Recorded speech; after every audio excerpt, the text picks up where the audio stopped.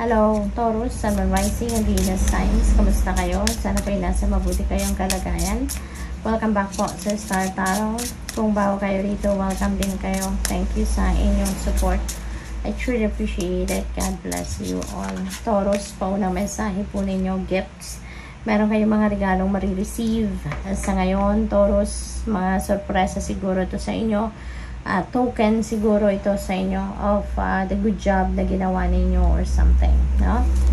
What else? We have Ice Queen. Ayan. So, maybe you are dealing with a divorcee, Taurus, no?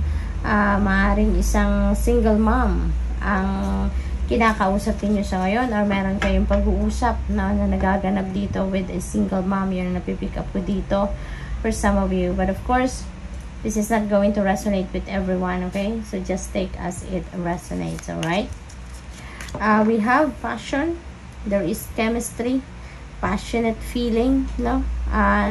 Dito with someone. So, Taurus, baka, baka karelasyon ninyo ito.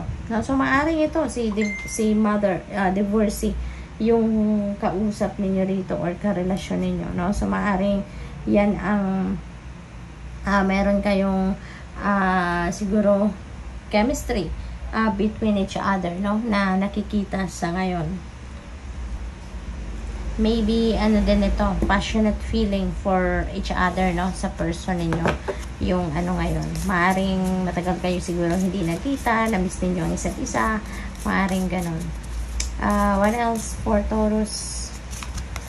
We have prayer. Ayan, napakaganda. Merong prayer dito na pwede ninyong i-pray if you would like to, no? Sabi dito, Dear Guardian Angel, to you I pray. When I'm fearful, help me remember that only love is real. When I'm lost, help me find my way. When I'm confused, help me to regain clarity.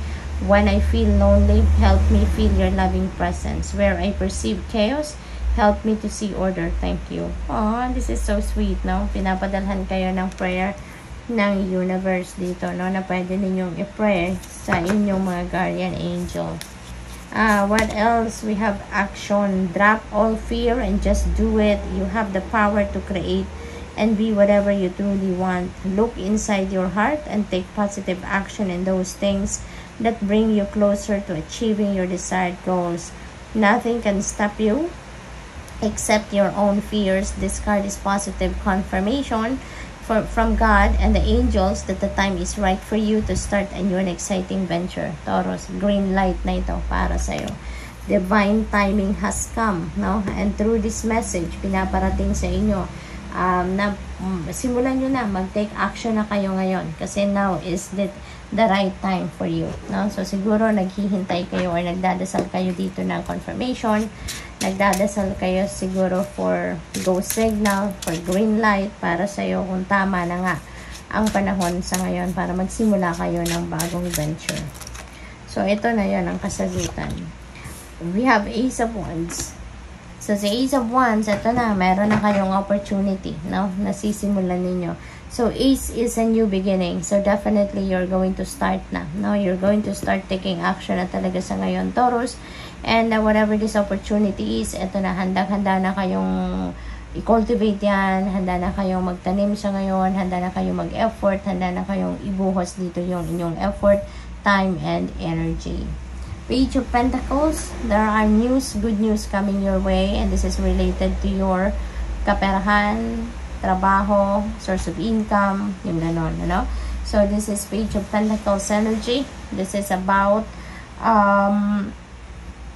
opportunities na related sa pagkakaperahan, no? Or baka meron din kayo ditong mga loans, student, ang tawag dito, mga scholarship, grants, mga ganon, ano? Maaaring ganon ditong pagkakaabalahan ng iba sa inyo. Two of Pentacles, marami sigurong opportunities sa ngayon that you are juggling, Taurus. Maaring iba't ibang oportunidad ang dumating sa inyo sa ngayon. Kaya siguro naghihingi kayo ng confirmation sa universe. If eto na ba? Kasi marami ng oportunidad na dumadating. So kung right timing na to para mag-take action ako, then I'll grab every opportunity that I have, diba? Kaya siguro kayo nagtatanong because you want to take action na din sa ngayon, ano? So, maybe, eto, marami sigurong oportunidad, iba't ibang klase ang pinagpipilian ninyo sa ngayon. Kaya, maaring nabibisi kayo, no? At dinidiscern ninyo kung alin dito yung para sa'yo, alin ang best para sa'yo, yung ganun.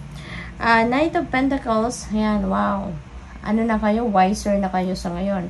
Wiser na kayo, smarter na kayo. You've learned your lesson na in the past. Kaya ngayon, kung ano man itong sisimulan ninyong bago, no, hindi na kayo yung basta-bastang nag-jump into a conclusion or nag-jump into a decision sa ngayon. Kaya siguro naghihingi kayo ng guidance from the divine, no? Kung ito na ba ang tamang panahon. Kasi maaaring meron ng oportunidad talaga at ito'y kinoconsider nyo na, pinag-aaralan nyo na, tinitignan ninyo na, no? So this is really good.